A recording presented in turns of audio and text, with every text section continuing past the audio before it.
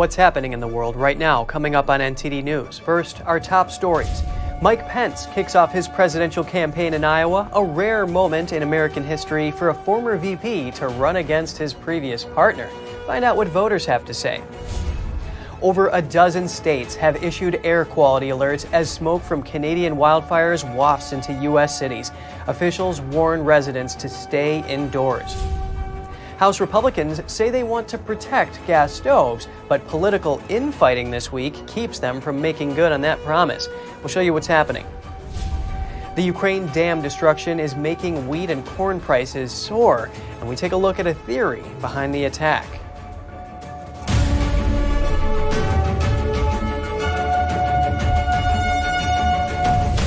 Welcome to NTD News Today. I'm Kevin Hogan. Our top news is that former Vice President Mike Pence has made his presidential bid official. In his campaign video, the 64-year-old took aim at President Biden, but didn't name former President Trump. President Joe Biden and the radical left have weakened America at home and abroad. The American dream is being crushed under runaway inflation. Wages are dropping. Recession is looming. Our southern border is under siege, and the enemies of freedom are on the march around the world. And it'd be easy to stay on the sidelines. But that's not how I was raised. That's why today, before God and my family, I'm announcing I'm running for President of the United States. Pence served under Trump, but later turned away from him after the 2021 Capitol breach. It's rare in American history for a vice president to take on their former running mate, but Pence promises a different leadership and quotes Lincoln in his hope to appeal to the better angels of our nature. Pence plans to hold a kickoff event later today near Des Moines, Iowa. Our reporter Chris Beers is on site to bring us more from voters. Thank you, Kevin. I'm here at Mike Pence's campaign launch event at Des Moines Area Community College, just outside of Des Moines, Iowa, the capital of the state where presidential candidates come to make their bid early on. Now, the GOP field is growing more crowded by the day, and any candidate that wants to win the nomination is going to have to steal some of the thunder away from Donald Trump. Let's hear from voters about Mike Pence's chances. Have you made up your mind? Are you going to vote for Pence? I am 90% for Pence. Who else are you looking at right now? I like Tim Scott. I like Nikki Haley, Chris Christie, Doug Burgum, or kind of everyone, but 90% Pence. What kind of a chance do you think Pence has at winning this nomination? I think if there's a chance, it starts here in Iowa. Besides that, I think it might be hard to break through if he doesn't do good here. In conclusion, any candidate that wants to steal Donald Trump's thunder is going to have to start a type of movement. We'll keep you posted about what happens here today at about 6 p.m. at the evening show. Back to you, Kevin. All right, and in other news, farm labor unions in California could get a boost in membership. That's with new election rules that unions say will make it easier for workers to organize. The new revisions keep in place a card check system favored by unions that allows workers to sign a card authorizing a union to represent them in collective bargaining. A mail-in system would have required employees to contact unions and request voting kits to participate in elections. Proponents say unions like to organize under the card check system. It allows them to have face-to-face conversations with workers, and they can sell the benefits of joining a union. Critics say it violates farm workers' right to a secret vote and could make it easier for unions to coerce and intimidate workers during union elections. And from labor to the media, CNN's parent company fires CNN CEO Chris Licht a year after he took the position. The head of Warner Brothers Discovery made the announcement and says a 4-person team will run CNN in the interim. CNN has endured falling ratings and missteps. Licht apologized to CNN employees days ago after Atlantic Magazine published a damaging profile story on him. He said he never meant to overshadow others at the network. Licht was hired after former CNN leader Jeff Zucker left on accusations of having an inappropriate relationship. But May primetime viewership ratings at CNN were less than half of those at rival MSNBC. Even though CNN's town hall with Donald Trump reached 3.3 million viewers, primetime viewership fell to just 330,000 afterwards. Millions of Americans in the Midwest and the Northeast are facing hazardous air quality. Smoke is moving south from more than 100 wildfires burning in Canada. At least 13 states have issued air quality alerts as smoke blocked the skyline in some areas. The National Weather Service also sent out warnings for over a dozen states, including New York, Vermont, and New Hampshire, as well as Pennsylvania. Authorities said hazy skies, reduced visibility, and the odor of burning wood are likely, and that the smoke will linger for a few days in northern states. Yesterday, New York's air quality rating was ranked as the worst of any city in the world. Mayor Eric Adams held a briefing on the city's response this morning. We could see it, we could smell it, and we felt it. And it was alarming and concerning. But at the moment, we recommend vulnerable New Yorkers stay inside. And all New Yorkers should limit outdoor activity to the greatest extent possible. This is not the day to train for a marathon or to do an outside event with your children. New York City Public Schools canceled all outdoor activities Wednesday due to an air quality alert. The city school system has more than 2,000 public and charter schools serving upwards of 1 million students. New Jersey's governor is also warning people to limit time outdoors. On to politics. The Biden administration is expected to soon finalize rules restricting gas stoves. House Republicans this week tried to prevent that, but political infighting among them prevented progress. Here's what happened.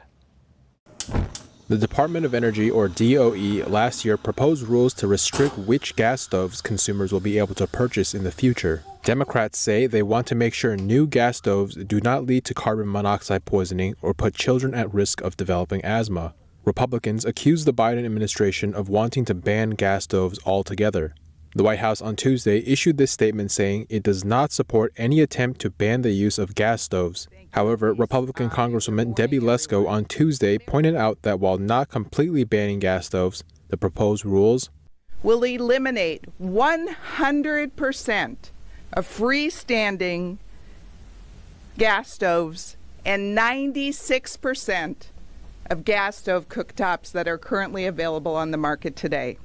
She says that's why she introduced the Save Our Gas Stoves Act. In total, House Republicans introduced 2 bills protecting gas stoves, and the House was supposed to vote on those bills this week. However, political infighting prevented the votes from happening. They first had to vote on a resolution to establish floor vote rules on the 2 bills, and that resolution failed by a 220 to 206 vote. 12 Republicans voted alongside Democrats, including Matt Gaetz of Florida, Chip Roy of Texas, and others. Gaetz explained that they did so in a revolt against House Speaker Kevin McCarthy, telling reporters, "Today we took down the rule because we're frustrated at the way this place is operating. We took a stand in January to end the era of the imperial speakership. We're concerned that the fundamental commitments that allowed Kevin McCarthy to assume the speakership have been violated as a consequence of the debt limit deal."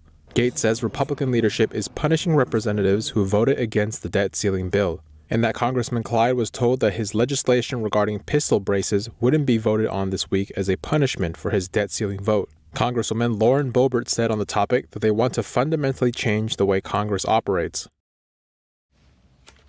And as lawmakers grapple with energy policy, we're going to take you over to Europe now. One day after the collapse of a major dam in Ukraine, authorities are warning of floating mines, the spread of disease, and hazardous chemicals. Authorities there are trying to provide drinking water for tens of thousands of people. Ukraine warned on Wednesday that over 40,000 people are at risk from flooding after the collapse of a major dam. While inspecting flooded areas, Ukraine's infrastructure minister said over 80 settlements had been affected by a disaster, which Ukraine and Russia blame on each other. Authorities say hundreds of thousands of people are left without normal access to drinking water. Wherever necessary, we'll bring drinking water with cisterns of the Ukrainian railways and with cars. This operation is already ongoing. About wells, we believe that the military-civilian administrations need to do this as fast as possible. The regional governor said the floods had reached the depth of nearly 18 feet in some places of Kherson, a large city nearly 40 miles downstream from the destroyed dam. In Kherson, residents set up makeshift embarkation points for dinghies that police, rescue workers and volunteers are now using to get around. Kyiv is warning of the danger posed by floating mines, unearthed by flooding, and the spread of disease and hazardous chemicals. Meanwhile, Ukraine's military said its troops stormed Russian positions held near Bakhmut on Tuesday. The deputy defense minister said Ukraine advanced as close as 600 feet on parts of the front around the devastated eastern city. but a Ukrainian senior security official insisted the country had not yet launched a planned counteroffensive to win back territory occupied by Russia. Continuing with the dam, global prices for wheat and corn have soared since it collapsed in Ukraine. NTD's Daniel Monahan has more on that and analysis on the dam's destruction. The destruction of the Kakhovka Dam has raised concerns about food supply disruptions to developing nations. Ukraine and Russia are both major agricultural suppliers. The war's disruption to their exports worsened a global food crisis tied to droughts and other factors. Agreements brokered by the UN and Turkey last year got food moving again through the Black Sea, but there have been setbacks. Joseph Glauber from the International Food Policy Research Institute reacted. So I think that's what the trade is really concerned about, is ultimately what does it mean for the Black Sea grain agreement. The dam collapse has also threatened drinking water supplies, and officials warn of a looming environmental disaster. Russia and Ukraine have both blamed each other for the dam's destruction. The disaster coincided with the apparent start of a long-awaited counteroffensive by Ukrainian forces. Media personality Tucker Carlson weighed in on the dam destruction in the first episode of his new show on Twitter. The Kakhovka Dam was effectively Russian. It was built by the Russian government. It currently sits in Russian-controlled territory. The dam's reservoir supplies water to Crimea, which has been, for the last 240 years, home of the Russian Black Sea Fleet. Carlson says Ukraine has considered destroying the dam in the past. In December, the Washington Post quoted a Ukrainian general saying his men had fired American-made rockets at the dam's floodgate as a test strike. Carlson also accused Ukraine of blowing up the Nord Stream pipelines last fall, and the Washington Post reported on Tuesday that the U.S. learned of a Ukrainian plot to attack the pipelines 3 months before they were damaged. It says the CIA learned that a 6-person team of Ukrainian Special Operations Forces intended to blow up the Russia to Germany project. The intelligence report was shared online on Discord, allegedly by Air National Guard member Jack Teixeira, who was arrested in April. The Washington Post said it obtained a copy from one of Teixeira's online friends. Ukraine has previously denied responsibility for the Nord Stream attack. Daniel Monahan, NTD News. On to some economics after the break. Markets are trying to predict whether the Federal Reserve will raise interest rates next week. What are the chances? UPS workers are voting on whether they will consider a strike if negotiations don't go through. We'll have more for you in just a moment here on NTD News Today.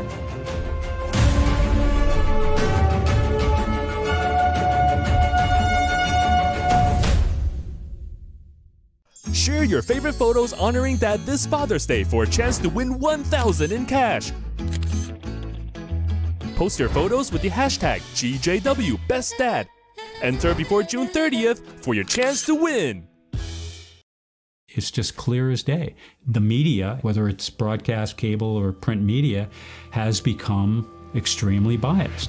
And I started looking online for alternative ways to get information. And I saw an ad for a free trial.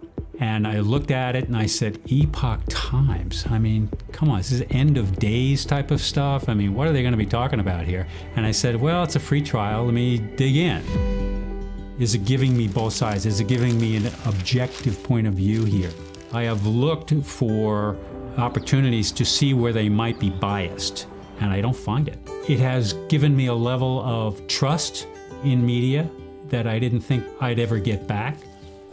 I love the Epoch Times because it has renewed my faith in the idea that a reliable, responsible, non-biased source of information is available. And I can say that I love it because of that. The lasting beauty of realistic oil painting. Brilliant, expressive, and inspirational. The 6th NTD International Figure Painting Competition. Guided by pure authenticity, beauty, and goodness. Invites you to join us on a journey back to traditional art. The Gold Award is $10,000. For more details, please visit oilpainting.ntdtv.com. Life doesn't always give you time to change the outcome. Prediabetes does.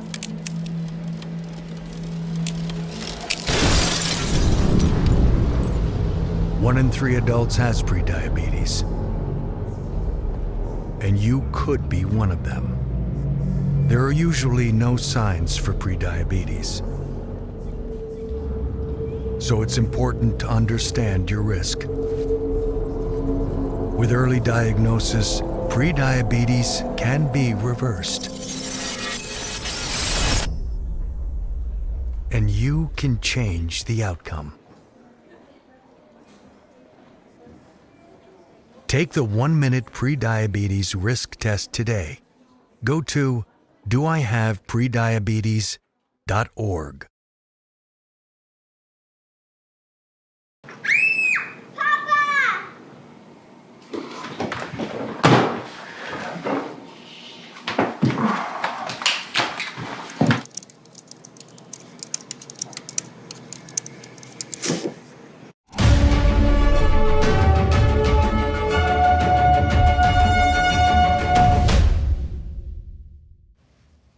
Welcome back. We're continuing with a discussion on the economy. Goldman Sachs has lowered its projected chances that the U.S. will fall into a recession. That follows the passage of the debt limit deal and now says the nation has a 25% chance, whereas right after the collapse of Silicon Valley Bank, it was 35%. Let's hear some analysis on this. Joining me now is Joseph Trevisani, senior analyst at FX Street. I'm really looking forward to our discussion, Joseph. Thank you. Nice to have you. How has the debt ceiling deal impacted the chances of a recession? Well, the things that get factored in when you're looking long-term for a recession, certainly the debt ceiling and the possibility, however remote, is something that forecasters have to take into consideration. Now that that's off the table, under the table, gone, out the door, whatever you'd like to say, you can remove that factor, and that small change has its effect on your long-term view of a recession.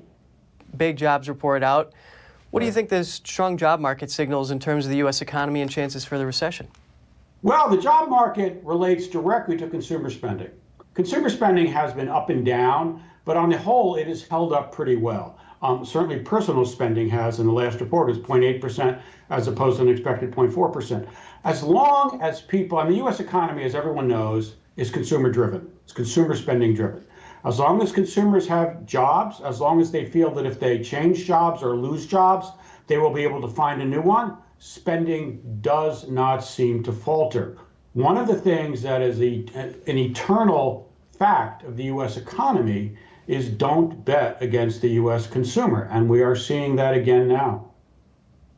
People like shopping. What do you think that this chances of recession is going to mean in terms of inflation?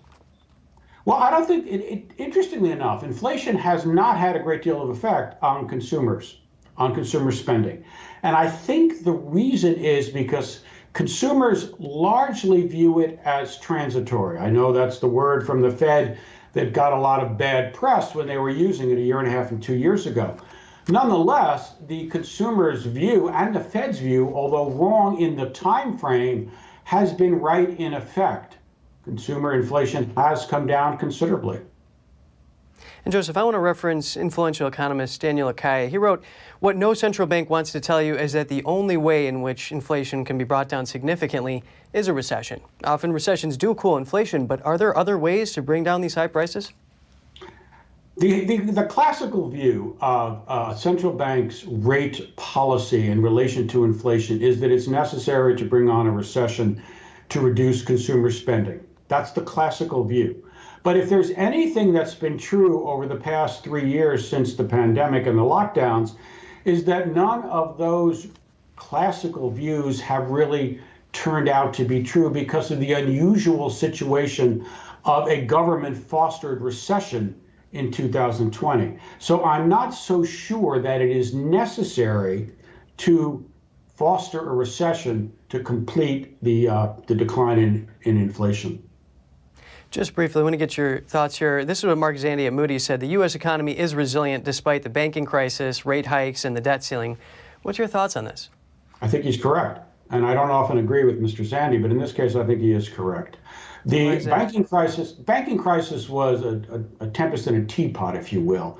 It really did not signal, nor was it caused by a systemic problem as you had back in 2008, when so many of the large banks and others had very questionable assets on their books. This was not the case. This was very much a localized and a sort of classic bank run for worried depositors who were over the $250,000 limit. So as far as the recession goes, it doesn't seem to be materializing. A lot of moving parts here. We'll see what happens. Joseph Trevisani, senior analyst at FX Street. It's always great hearing from you. Thank you for having me. Investors are awaiting the Federal Reserve's policy meeting next week. The question for many is whether Fed officials will keep the interest rate where it is or whether they'll raise it again. Here's Don Ma with NTD Business. All right, thank you, Kevin. Now, will the Fed keep interest rates steady at the next meeting, or will officials raise rates by another 25 basis points? One group of Fed officials would like to pause their campaign of rate increases after 10 straight hikes to allow time to look around and assess whether higher borrowing rates are slowing inflation down. Meanwhile, another group still sees inflation to be too high and sees another 1 or 2 hikes to be appropriate beginning next week. And here to talk to me is Tavi Costa, portfolio manager at Crescat Capital. Now, the big question a lot of investors are wondering right now is, will the Fed hike or pause at the next meeting? You know, as a portfolio manager yourself, what do you think? That's a good question. I'm also struggling to answer that question. I think right now in the markets is about probability of 30% of increase. I would say that I think it's a lot closer to 50% personally. That's the way I see it. I don't know if that matters as much as the market thinks it does, meaning I think just the fact that interest rates will stay where they are and continue to stay where they are, it will, in my opinion, unleash even more pressure in some parts of the market. And you said something interesting on Twitter. The government is sort of undoing what the Fed is doing with their inflation fight. I want you to elaborate on that, because the Fed is trying to tighten monetary condition. Meanwhile, the government's aggressive fiscal policy is going in the opposite direction. Can you talk a little bit about that? That's precisely correct, in my opinion. Undoing it because government deficits are at levels, first of all, relative to how low unemployment rate is, we've never seen such an aggressive fiscal policy. So, if you think about it, fiscal policy is supposed to be more excessive at times when you are in the middle of a turmoil where unemployment rates are historically high, you've got a recession already in place and so forth. And so the government spending increases in order to an attempt to fix the problem. And I don't think we're seeing that today. What we're seeing is large fiscal policy not related to a recessionary problem that has caused government to spend more. In fact, what's happening here is just a reflection of how extensive is the fiscal agenda. You've got social programs to a degree that we haven't seen in the last decades. You've got really the green revolution being part of that, the infrastructure developments occurring as a way to avoid Chinese reliance and Russian reliance and other authoritarian regimes that we've been dependent on, and military spending, which is historical lows currently, that is likely to continue to rise to levels that we've seen in the 60s or so, which were about 9% of GDP, and today is less than 3%. I see. All right, thank you so much today, Tavi. Always great speaking to you. Thanks for having me. Some Fed officials think that pausing rate hikes to ensure that the Fed doesn't go too far might help achieve the tantalizing prospect of a soft landing. This is the hoped-for scenario in which the Fed would manage to tame inflation without causing a recession, or at least not a very deep one. Back to you, Kevin. All right. 340,000 UPS workers are voting on whether or not they will be willing to strike. They have given UPS management until August 1st to come up with a contract. The union representing the workers plans to announce the results of the vote on June 16th.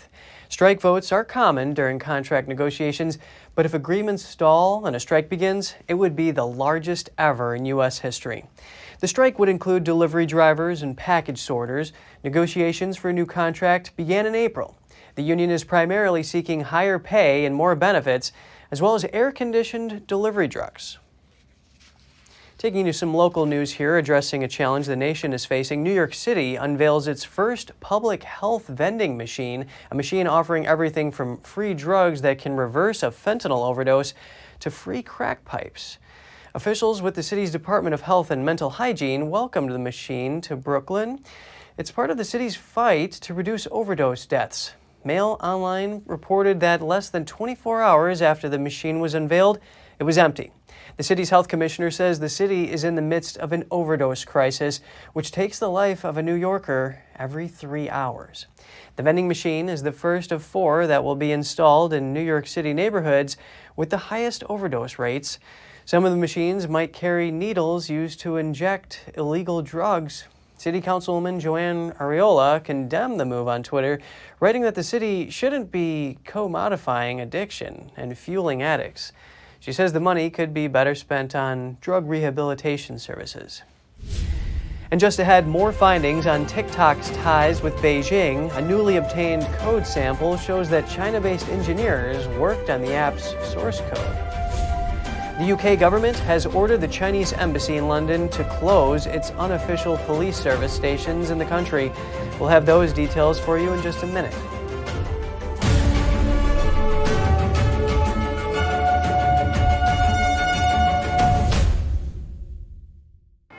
What does it mean to devote your life to the truth? Does it mean investigating communist subversion here in America? Does it mean exposing the deadly fentanyl crisis in the Midwest? Or spending late nights and covering deep government corruption? Because at a time when America's traditional values are under attack, it's the responsibility of righteous journalists to uphold truth and tradition.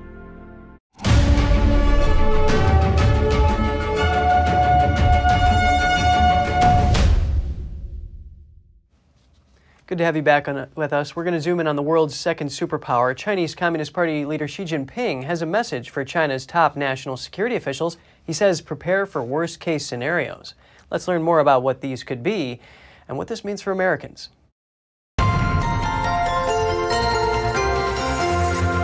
Joining me now is retired Marine Colonel Grant Newsham, who's also a senior fellow at the Center for Security Policy and author of the new book, When China Attacks, A Warning to America. Grant, it's always great having you on the show. Well, glad to be here. Thanks for having me. What do you think are these worst-case scenarios and stormy seas that Chinese regime leader Xi Jinping is talking about? Well, I think he's talking about going to war. It could be sort of a big war or small war, the use of force somewhere. Wouldn't surprise me if Taiwan was in the crosshairs. But I would take what Xi Jinping is saying very seriously. He has been, for a while now, has been trying to sanction-proof China, economically, financially, in terms of building coal-powered energy plants, one after the other. He's trying to isolate China from the effects that will happen if he does use force somewhere. So as I say, I would take him very seriously. He's been taking measures to improve their ability to call up reserve forces, to replace combat casualties. And you're seeing the People's Liberation Army conducting really rehearsals for Taiwan going back almost a year now. I expect the third part of those rehearsals to take place in the fall. We have seen the effects of sanctions on Russia. And speaking of Taiwan, PLA General Li Shangfu threatened that China will attack any nation that splits it from Taiwan. In his speech, he talks about harmony and not imposing one's own will on others. But many see this as inconsistent in China's actions towards Taiwan. What are your reaction here? Well, it is inconsistent from our perspective. Note, of course, that nobody has ever talked about attacking China. Ever. You know, I'm glad to wait here for a good long while for someone to name somebody. But China does come at their situation from a different perspective, and they have convinced themselves and may genuinely believe that they are being encircled, they're being bullied by the rest of the world, by the Americans in particular. So you do have to consider China's perspective in all of this. You know, we may disagree with it. It may, in fact, be wrong, but that doesn't mean that they don't believe it. And there's always a rote reaction on the Western side to say, well, they would just never use violence. They're just acting out. They're just talking. Just couldn't happen. Well, remember that people said, well, Vladimir Putin will never attack Ukraine. Just couldn't happen. And that was the common wisdom. So I would take the Chinese very seriously when they threaten to use violence. Grant, what does Xi Jinping's rhetoric mean for the United States? Well, it means that, we'd better take it seriously, and we had better get our military in order, be ready to respond. And I'm not sure that we've actually thought this through the way that we need to. I think the military probably has, but I'm not sure the White House has. That's not unusual. We need to get our financial house in order. We need to do something about this chaos that we've got in our political world. And also, to be very useful if we stopped funding the People's Republic of China. And we've got to get this just unchecked investment that American business, that Wall Street is pouring into China, that is effectively propping up Xi Jinping's war machine. You got to get a handle on that. And if you don't, well, you've reduced your odds of success considerably. Retired Marine Colonel Grant Newsham, it's always great to have your analysis. A pleasure. Thanks very much. A new report on TikTok's China ties. The app's source code has been written by engineers based in China. That's according to a code sample obtained by an Australian newspaper. TikTok has been downplaying ties with its Chinese owner ByteDance, especially amid Western bans of the video-sharing app. But a code sample recently seen by the Australia's Financial Review may defeat that effort. The sample appears to control broadcasting and moderation of live streaming. It shows at least a dozen usernames with email addresses linked to ByteDance. Sources that the Financial Review did not disclose confirm that many of these engineers worked in mainland China. James Patterson is Australia's Shadow Minister for Home Affairs and Cybersecurity. He said the code sample shows that engineers working on it in China can access user data and are captured by the intelligence and security laws of the Chinese Communist Party. Under its national intelligence law, Beijing can force all entities and citizens to cooperate with so-called national intelligence efforts. Patterson warned that the CCP can also compel TikTok staff to suppress or elevate pro-Beijing content, or sow division within Western democracies. In July 2022, TikTok Australia admitted that its employees in China could access Australian user data. Over 24 U.S. states have banned the video-sharing app on government devices. Last month, Montana passed a new law further banning its use on personal devices. The UK government said it has ordered the Chinese embassy in London to shut down any so-called police service stations in Britain. Security Minister Tom Tugendhat said police have visited each of the identified locations of the alleged Chinese outposts. He said so far, no evidence of illegal activity has been found. The Chinese police stations were opened worldwide unbeknownst to the governments of the host countries. 3 such stations were identified in the UK, associated with a food delivery business and an estate agent in London and a Chinese restaurant in Glasgow.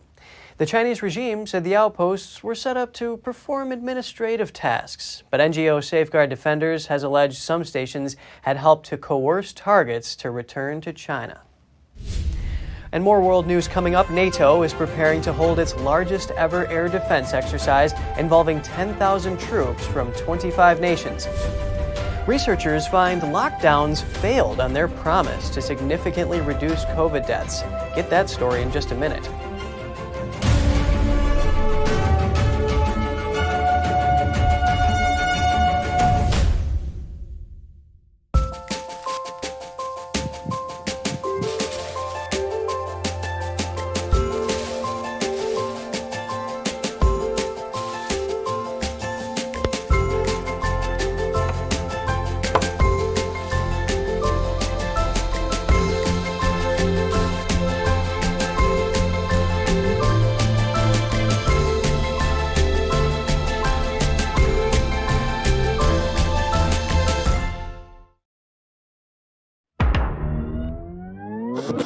Tired of scrolling Netflix? Trying to find something that's worth watching? Want to skip the censorship in mainstream media? Well, now you can with Epic TV. New exclusive content every day with over 100 never-before-seen movies, films, and documentaries. Available and streaming now at your fingertips. For a limited time now, you can get 60% off Epic TV by subscribing or upgrading to a yearly plan. Plus, get an additional $10 credit to rent featured movies on Epic Cinema today. Skip mainstream narratives and find quality family entertainment from the comfort of your very own home. Say no to big tech and subscribe to Epic TV.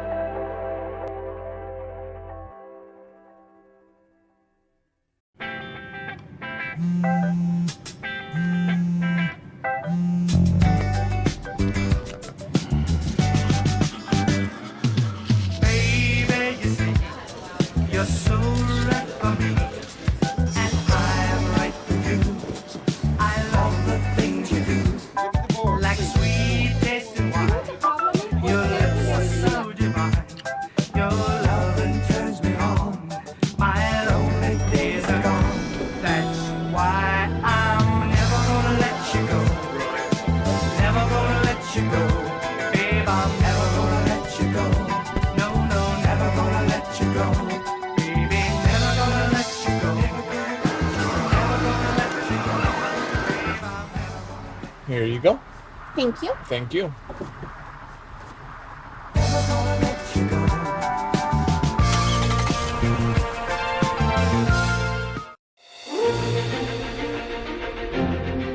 NTD's Capital Report. It's about getting answers, cutting through the fog of politics. It's about your questions and our chances to ask. What is the net impact of the American Congressman Graves? Thank you for joining us. We're speaking to those in power to find out what does this mean for the people.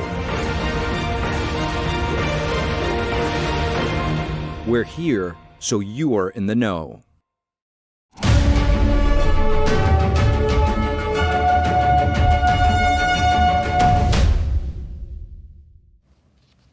Welcome back. NATO is preparing for its largest ever air defense exercise. Officials say it would be a show of force intended to impress allies and potential adversaries such as Russia. The Air Defender 23 exercise, starting next week in Germany, will involve 10,000 service members and 250 aircraft from 25 nations. The U.S. alone is sending 2,000 Air National Guard personnel and about 100 aircraft. The drill is simulating the response to an attack on a NATO member country. While the exercise was planned for several years, Russia's invasion of Ukraine has jolted NATO into preparing for the possibility of an attack on its territory. Sweden, which is hoping to join the alliance, and Japan are also taking part in the exercise. The United States yesterday imposed sanctions on more than a dozen entities and people in China, Hong Kong, and Iran over accusations they helped Iran develop a hypersonic ballistic missile. Iran yesterday presented what officials described as its first domestically made hypersonic ballistic missile. The head of its aerospace force said the missile has a range of almost 900 miles and can evade the U.S. and Israel's anti-missile systems. Hypersonic missiles can fly at least 5 times faster than the speed of sound, which makes them difficult to intercept. However, Iran's claims about the capabilities of the missile cannot be independently verified. We're going to move on from international security to hindsight on the pandemic. Back in March 2020, Imperial College London predicted COVID-19 lockdowns would save more than 2 million lives in the United States, but a new study finds they prevented just 4,000 deaths in the U.S. while imposing severe economic and social costs. The study authors label lockdowns a global policy failure of gigantic proportions. NTD's Jane Worrell has the details. Stay-at-home mandates, closed businesses, and confusion over complicated rules. Lockdowns might feel like a distant memory, but did they really work? Researchers from Johns Hopkins University and Lund University sifted through almost 20,000 studies on COVID-19 restrictions across different countries. They concluded lockdowns failed to significantly reduce COVID deaths. However, co-author of the study, Jonas Herby, says voluntary changes in behaviour did have an effect. So our study doesn't say that social or physical distancing doesn't work. I truly believe that it works when there's a pandemic. It just shows that what people do voluntarily is the main effect you get. And then what the states can do on top of that is very limited. Imperial College London modelling in early 2020 predicted lockdowns would save more than 2 million lives in the US and over 400,000 lives in the UK. But this study concluded lockdowns prevented only 4,000 deaths in the United States and 6,000 deaths across Europe. That's relatively few deaths compared to a typical flu season. The study authors call COVID lockdowns a global policy failure of gigantic proportions.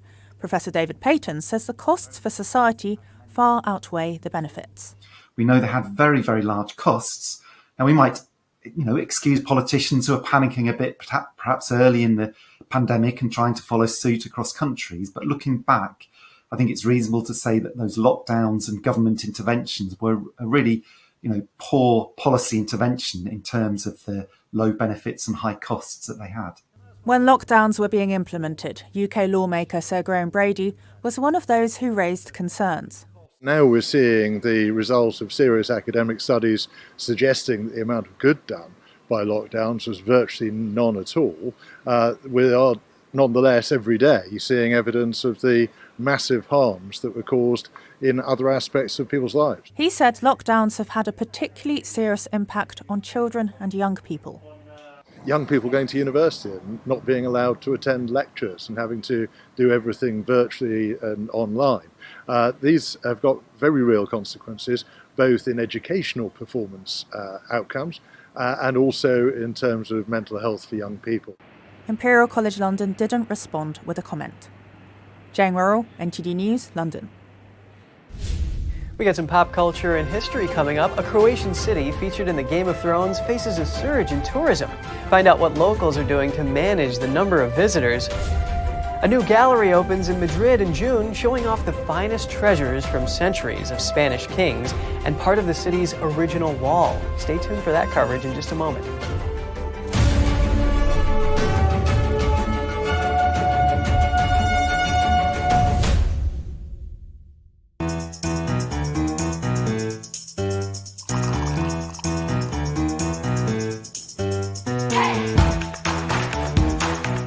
I'm Evelyn Lee. And I'm Kevin Hogan.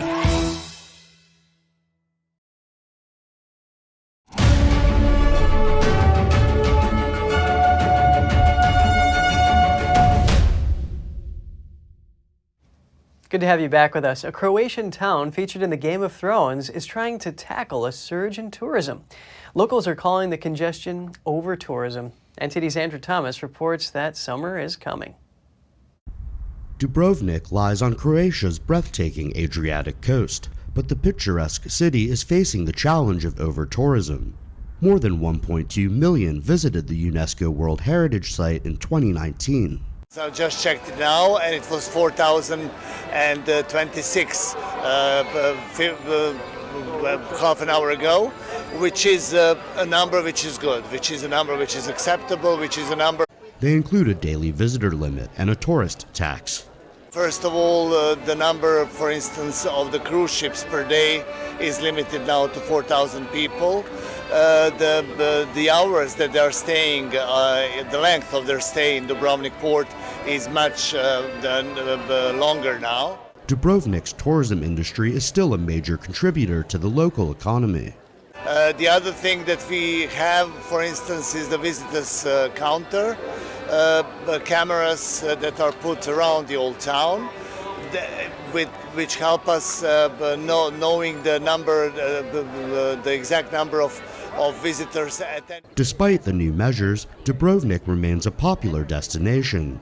The city's stunning architecture, rich cultural heritage, and beautiful coastline continue to draw visitors. Andrew Thomas, NTD News. Let's go back in time with a new gallery that is almost ready for its much-anticipated opening in Madrid. Construction of the state-of-the-art gallery took 25 years and even uncovered part of the Moorish wall from the 19th century. NTD's Andrew Thomas has the latest. Next month, Spain is set to open the Royal Collections Gallery. The new museum in Madrid will feature paintings, tapestries, sculptures, and more. This is the biggest museum project in Spain in decades and also in Europe because it is an enormous project. And what it means is being able to show the collections of the kings of Spain over 5 centuries of history and very diverse collections. The inaugural exhibition will feature 650 pieces. Visitors can expect works by Goya, Caravaggio, El Greco, and others. With this coexistence of such extraordinary pieces told through such a clear chronological resource, it really turns the gallery into a museum of museums, where sometimes it reminds us, like this room, of the sister institution that is the Prado Museum. Other times it reminds us of the importance of the monastery El Escorial. The gallery building itself is an impressive work of art. The museum's narrow, vertical, linear structure has won 10 architectural awards. But there's another reason why the gallery is special. During the building's construction, archaeologists came across part of the city's Arab wall. During the construction of the Royal Collections Gallery, a very important archaeological find was made because part of the Emirate Wall of Madrid was uncovered. Madrid was founded in the mid-9th century by the Emir of Cordoba, Muhammad I.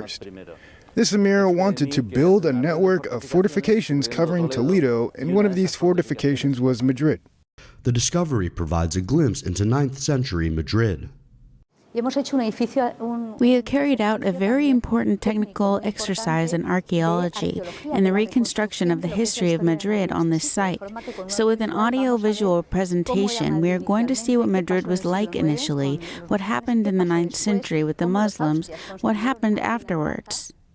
King Philippe VI and Queen Letizia will inaugurate the museum on June 28th. Andrew Thomas, NTD News. Coming up next, from rare Hermes handbags to Patek Philippe watches and a one-of-a-kind ruby, Sotheby's New York is offering a dazzling collection of luxury items. Get those details when we come back.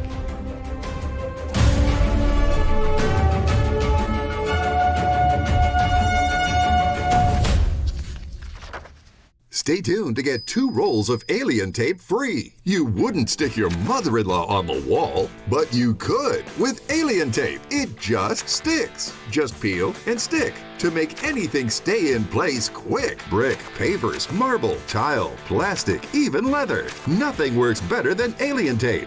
You wouldn't stick your fishbowl on a moving car, but you could with alien tape. The secret is nano-stick technology that grabs and locks on to secure one side of the surface to the other. Alien tape secures in seconds, then twist, pull, and rinse to reuse. Call or go online to get your first roll of alien tape for just $19.99, plus shipping and processing. But to make this deal really stick, we'll give you 2 more rolls absolutely free. You get 3 rolls of alien tape for one low price. Order now. To order, call 1-800-490-1364 or go to tryalientape.com. So call 1-800-490-1364 or order online at tryalientape.com. You're still looking good. I'm still feeling good. You know, I've got all your MyPillow products. Mattress topper, bed sheets, MyPillows, towels, slippers, blankets, sleepwear, dog Whoa, whoa, Charles. Everyone now can get MyPillow products at huge discounts at MyPillow.com. That's right. Now's the time to go to MyPillow.com or call the number on your screen. Use your promo code to take advantage of our 3-in-1 sale. We're bringing you exciting new products, overstock specials, and closeout deals you won't find anywhere else. For example, when you buy one of our brand new MyPillow 2.0s, you get another one absolutely free. And with our overstock sale, you save 50% on our luxurious Giza Dream bed sheets.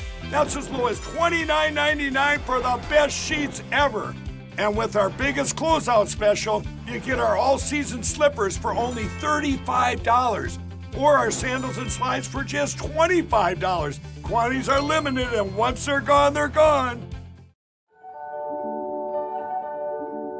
There's always a searching process for beauty.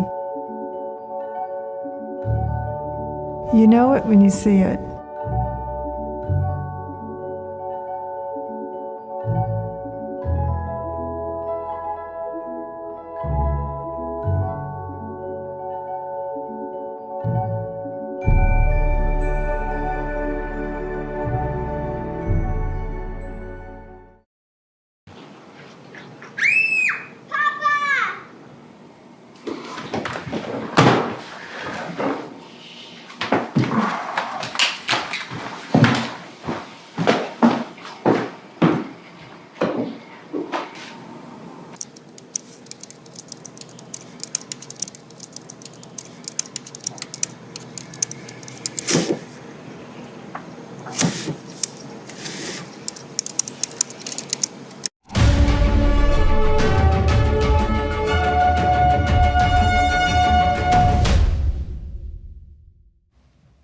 welcome back. We're diving into some luxury goods from Hermes to Louis Vuitton to Chanel.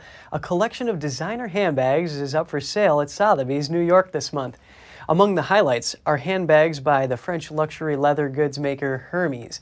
Leading the sale is a metallic silver Hermes Birkin. A Sotheby's official said it was made for the 2004 Athens Olympics. One was recently sold in Hong Kong for over $130,000. The limited production of Hermes bags is carefully managed to maintain rarity and demand. Another star of the lot is the Hermes Himalaya Kelly 32. It's expected to fetch over $75,000 at the sale. The Kelly handbag is a model designed in the 1920s. Behind me is the Himalaya Kelly 32. It's one of the top lots in our sale. The Himalayas are one of the most sought after bags in the secondary market, both for its rarity, its unique color gradation, and this bag, another trend that we're seeing is larger bags are becoming much more popular. Sotheby's says the secondary market offers an advantage for Hermes lovers. Customers can get their desired bags here in different colors and sizes. The auction is open for bidding until next Tuesday. At another auction at Sotheby's, New York, a Patek Philippe wristwatch may fetch up to $2 million. Known as a New York by Day, it was created for an exhibition of watchmaking art in 2017. The mechanism includes a minute repeater and also has world time. They did several creations just for that. They took up all of Cipriani and recreated a space sort of mimicking the boutique in Geneva. And they brought their artisans and they had them set up, showing how they did the different crafts that go into making a watch. This Patek Philippe will go under the hammer this Friday. The Important Watches auction features both modern and vintage watches. Other highlights are a Rolex Paul Newman Daytona and an Omega Speedmaster presented to an Apollo 13 command module pilot. Sotheby's is also offering a unique gem, the largest ruby to ever come to market. The 55-carat stone was discovered last year in southern Africa. Sotheby's gem expert calls it a one-in-a-lifetime find. The ruby is expected to sell for $30 million. Along with it, the auction features a stunning 10-carat pink diamond known as the Eternal Pink. And there's a long list of studies that affirm the healthy effects of drinking tea. Let's learn more about this stimulating beverage. Here's Gina Marie with Strong Mind and Body.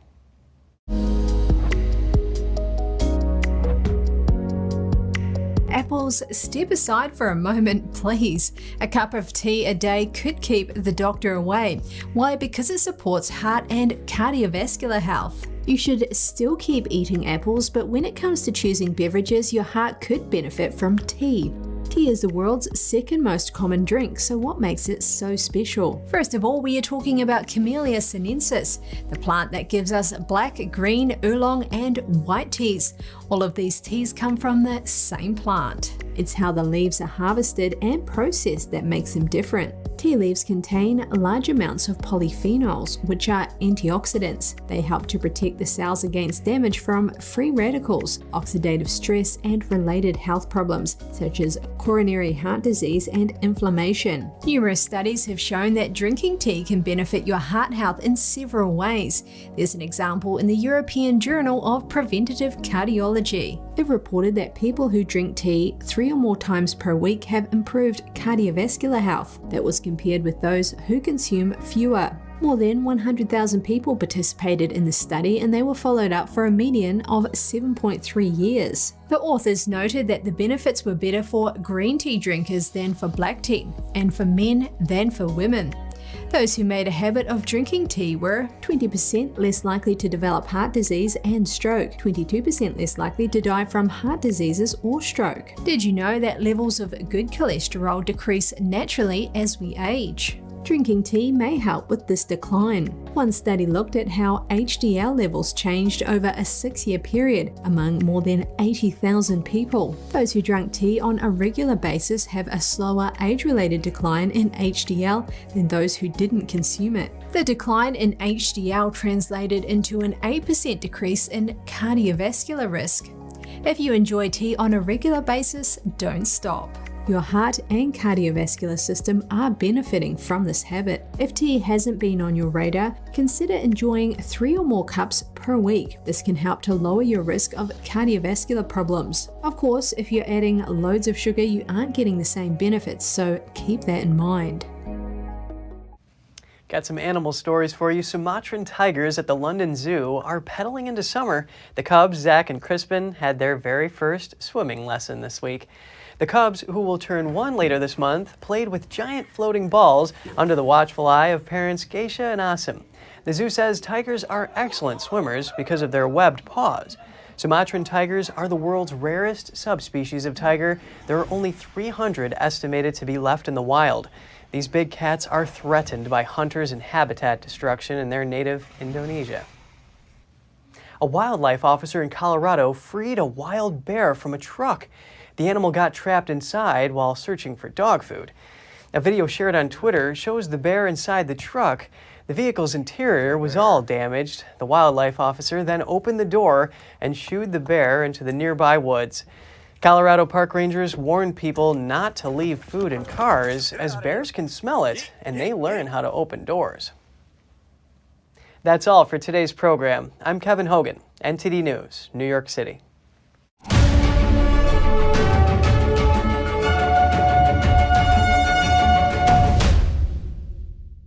Thanks for watching us on YouTube. Did you know YouTube only keeps selective videos on its platform? So if you want to make sure you get the full picture, just subscribe to our newsletter. Go to newsletter.ntd.com and sign up. It's free.